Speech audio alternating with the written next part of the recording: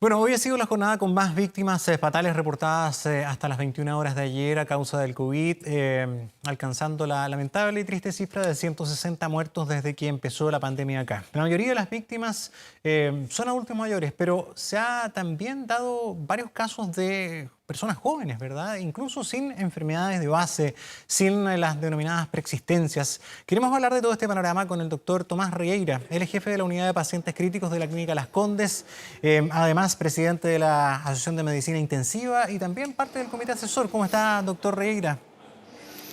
Hola, buenas tardes ya, ¿cómo estás? Sí, muy bien, gracias por acompañarnos y darnos un minuto de tiempo dentro de tanto trabajo que tienen ustedes. Quisiera partir antes de todo lo que enuncié, respecto a lo que está pasando con la cárcel, que probablemente usted está escuchando.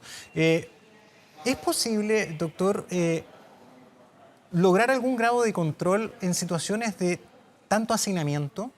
¿Se puede dar algún grado de administración de riesgo en las circunstancias de las cárceles? Y ojo, en el retorno a clase, donde también muchos apoderados están preocupados de si las salas son lo suficientemente grandes para garantizar espacio. Sí, todas esas preguntas son súper complejas, ¿no es cierto? Porque evidentemente la principal medida para prevenir la diseminación del virus o aplanar la curva, como hemos hablado, para que la diseminación sea lenta, ¿no es cierto?, involucra claramente distanciamiento social. Físico, ¿cierto? Entonces, Claro. esto de estar hacinados, ya sea sobre todo en la cárcel, ¿no es cierto?, es un tema, digamos.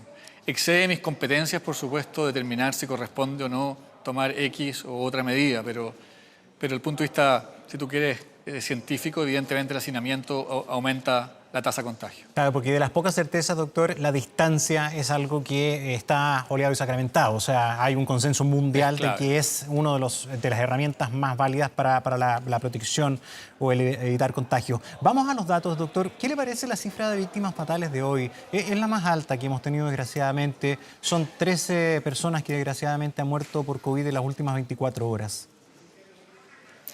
Sí, evidentemente lamentar todo fallecimiento. Detrás de cada persona hay una familia, hay una historia, así que es evidentemente muy triste. Del punto de vista de los números, si uno es un poco más frío, nos hemos mantenido dentro de un rango entre 6, 10, 11, este número se escapa un poco más, pero no nos parece, o no me parece en verdad, que constituya por ahora una tendencia, esperemos que así sea, digamos. Desde el punto de vista nuestro, como Sociedad de Medicina Intensiva, tenemos registro diario. Nosotros llamamos todos los días las 122 unidades de pacientes críticos de Chile y la tasa de ocupación de camas de pacientes COVID se mantiene plana. Por lo tanto, no nos parece que hayan suma de signos que nos sugieran un aumento del problema de pandemia, digamos. Parece ser un número más bien aislado, lamentable, terrible, pero parece no implica tendencia aún, me parece. Sí, doctor, como usted trabaja justamente en las unidades críticas o intensivas de tratamiento, este número es el que más nos debería importar de todos los que se entrega, porque es el que se ha mantenido más o menos estable. Hemos andado en el patrón de los 350 y 400 por lo menos 3 semanas. ¿Eso es un indicador que nos puede dar algo de tranquilidad? A ver, uno tiene que saber que la población va a llegar a una tasa de contagio de 80%, o sea, eso va a suceder en el tiempo. Lo que uno quiere, ¿cierto?, es que no se junten todos los contagios al mismo tiempo, de manera a no colapsar el sistema sanitario. Por lo tanto, el número más importante aquí es el número de contagiados versus las camas disponibles para atender, ¿cierto? Entonces uno podría decir, yo puedo abrir un poco la llave de paso si tengo muchos recursos disponibles. O tengo que cerrar la llave de paso, entendiendo llave de paso como cuarentena, medidas de aislamiento, colegio, etcétera, si no tengo recursos disponibles. Yo creo que eso lo ha hecho muy bien, creo, todo lo que es la Subsecretaría de Salud Pública que asesora al ministro. Sí, doctor, ¿quiénes son? ¿Cuál es el perfil de los pacientes que están en las unidades críticas? Porque ya se puede sacar una foto más local de Chile. ¿Hay más hombres? El rango, al menos en los reportes epidemiológicos, habla de mayor afectación entre los 40 y 50 años. Evidentemente, la letalidad es mayor en los adultos mayores. Pero hay patrones que se están repitiendo en Chile, hombres entre 40 y 50. Te muestro, mira, voy a pedirle que me enfoquen acá, este es un registro como Sociedad Chilena de Medicina Intensiva. ¿Ya? llevamos un registro epidemiológico diario y además un registro más clínico de seguimiento. Aquí hay 160 pacientes, yo te voy a mostrar acá, mira un poco, ¿me puedes enfocar? Sí. ¿Se ve algo, no? Sí, lo estamos viendo. Vemos barras Tú ves azules acá y rojas. en rojo mujeres, en azul hombres, Ya. y la barra más grande Ajá. es entre 50 y 60 años, donde está la mayor cantidad de pacientes en unidad de paciente crítico. Eso estamos hablando, estamos hablando de contagiados en Chile. Y se ve un poquito más Y grande puedes la ver raya que azul. la rama azul es más grande que la roja. Claro, hay Por más lo hombres tanto, entonces. el 60% de los pacientes que se complican, que están en el paciente crítico, son hombres. Y la mayoría entre 50 y 60 años. Pero puedes ver que hay hasta 20 años, Sí, hasta por supuesto 80 años. claro. Ahora, ¿hay alguna cosa que ustedes les esté dando luces del por qué, doctor Rieira? ¿Por qué los hombres?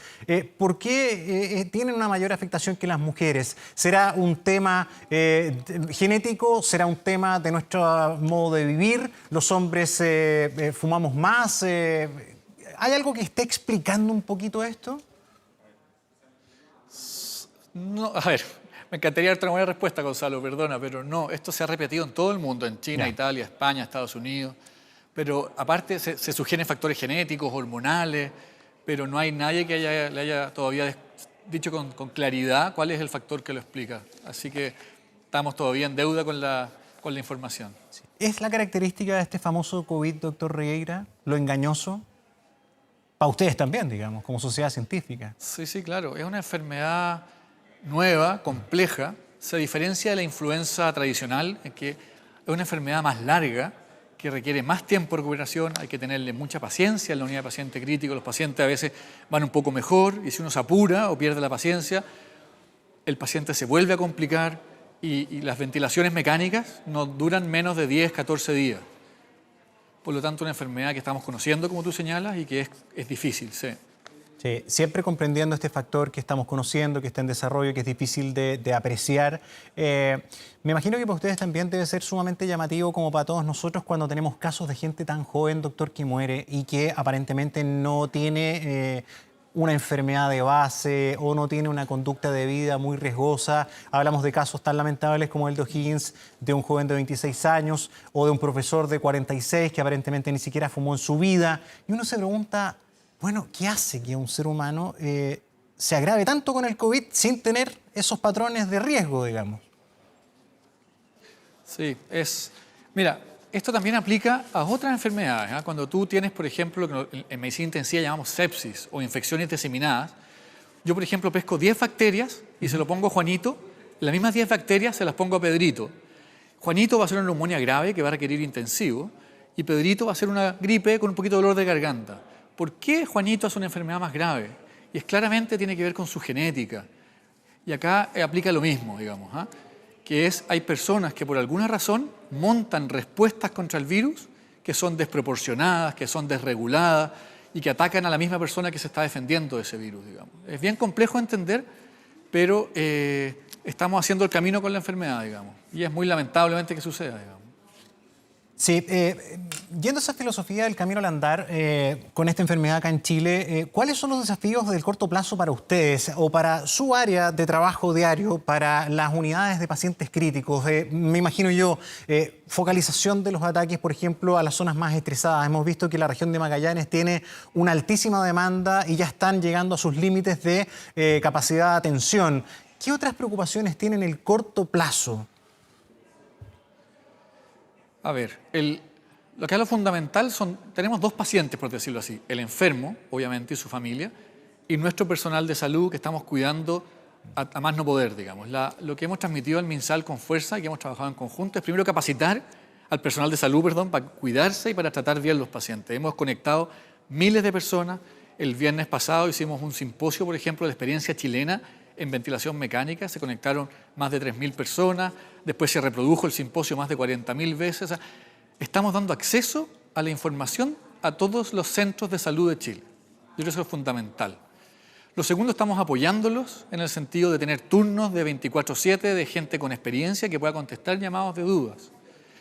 Y la preocupación a corto plazo, como tú mencionas, es que UGCC, que es la unidad, la mano, si tú quieres, armada del MinSal en cuanto a mover pacientes, esté atenta, sea proactiva en poder determinar las unidades que se van saturando de manera de poder facilitar recursos humanos y tecnológicos o bien trasladar pacientes. Yo doy fe que el MinSal y el UGCC en particular sacó creo que 12 o 14 pacientes de Punta Arenas hacia Temuco y Santiago, está moviendo pacientes de Maipú ahora hacia otros centros de Santiago, así que tienen los datos y tienen que hacer la gestión. Doctor, ¿le preocupa a usted el cómo administremos la nueva normalidad? Y acá quiero hacer hincapié en un tema, nueva normalidad no solamente que está hablando Chile, nueva normalidad que hoy día, un concepto que ocupó Tedros Adhanom, ni más ni menos que el jefe de la OMS y otros líderes también en el mundo. Vemos a países desarrollados que están tratando de volver también al día a día, como Alemania, en fin. Pero nosotros que estamos a puertas del invierno, entonces muchas personas no expertas como yo, dicen, bueno, viene la influenza, pues viene el sincicial. ¿Será bueno que nosotros vayamos a esa normalización? ¿Cómo lo ven ustedes? Desde el intensivo, como lo vemos con preocupación, creemos que esta llave de paso que hablábamos, porque tú no puedes tener la llave de paso cerrada completa todo el tiempo, no se puede vivir así. Si la abres completa, va a saturar el sistema de salud. Yo creo que quienes trabajamos en salud, y sobre todo quienes están a cargo ahora de dar las reglas, tenemos que tener muchos indicadores, ¿no es cierto? Camas libres, pacientes contagiados, mortalidad, etcétera. Y con esto ir construyendo las nuevas normalidades de manera de que todos los que se contagian, porque se van a contagiar más tarde o más temprano, tengan atención. ¿Me explico? Entonces, sí, claro. No es tanto el problema si tenemos 300 o 500 contagiados, es que los que hagan enfermedad clínica quede un espacio para atenderlos bien. La mortalidad va a aumentar si estas medidas se sueltan tanto como para saturar los sistemas y la atención baje en su calidad. Yo sé que no te estoy respondiendo exactamente, pero no, me está respondiendo muy exactamente. O sea, para mí al menos, perdón, que es mi impresión, que ustedes como jefes de unidades de pacientes críticos me digan que le preocupa, que lo ven con preocupación, es un elemento que hay que considerar. Porque, ¿sabe qué? Uno ve experiencias de otros países que han soltado la mano. Singapur, si no me equivoco. Y resulta que después se le volvió a contagiar la gente. Entonces creo que la preocupación es válida. Todos estamos remando para lo mismo, pero también es válido la preocupación. Y usted la está poniendo encima de la mesa. Claro, pero sí estamos... Es importante, como hemos manifestado tantas veces, no hay dos bandos aquí, los que estamos con el gobierno y contra el gobierno. Estamos todos remando, ¿cierto?, en la idea de asesorar a quienes toman las decisiones, en decirle, ojo, están subiendo los indicadores, cierra la llave. ¿Ah? No te apures en abrir la llave. Tenemos que estar todos alineados en dar esa información de manera que quien toma las decisiones pueda tomar las mejores decisiones. Pero evidentemente, como tú dices, los recursos son limitados y tenemos que cuidar de que todas las personas que se enfermen clínicamente tengan una respuesta, una atención digna, de calidad, segura y no improvisada. Muy bien, doctor Tomás Regueira, muchísimas gracias por su tiempo, jefe de unidad de pacientes críticos de la Clínica Las Condes, también presidente de la Sociedad Médica Intensiva. Muy buenas tardes.